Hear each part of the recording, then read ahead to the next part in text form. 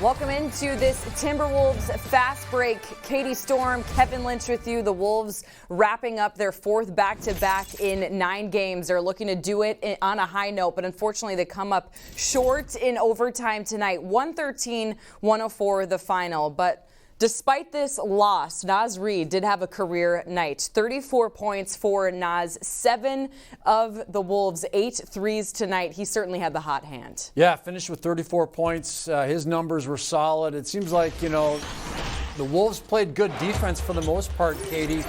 They held Cleveland to 43% from the floor. That's good. They just couldn't score. Naz was getting it done really in the second half. Reid was the only guy making shots.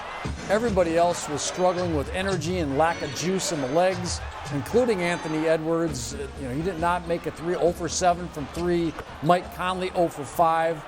The defense was solid, but like I said, Naz was really the only offensive weapon, especially in the second half. Yeah, 8 for 30 from deep tonight. And once again, Naz had 7 of those 8 threes. The Wolves shot 42% from the floor and 44 points in the painted area. They at least were doing some work in that way. And as Kevin mentioned, some good defense overall. But after this game, Micah Norrie, he stepped in for head coaching duties for Chris Finch, who was under the weather. Micah talked about the lack of an ability to capitalize on some of the Wolves' open looks and also really focused in on that fourth quarter coming up short.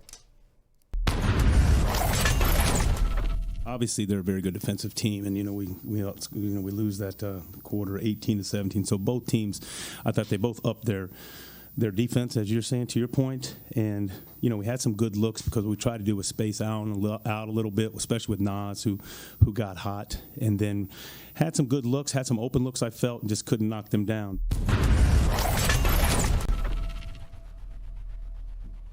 So the Wolves will have time to regroup before heading out west, where they open up a game at Crypto.com Arena, firstly with the Lakers, then they'll meet the Clippers coming up later next week on Tuesday, before heading to Salt Lake City. Coming up Sunday, though, with the Lakers tip-off coming up on Bally Sports. We'll have all of your pregame duties starting at 8 p.m. As far as tonight, a 113-104 loss for the Wolves on the road in the land. Thanks for joining us here for this Timberwolves Fast Break.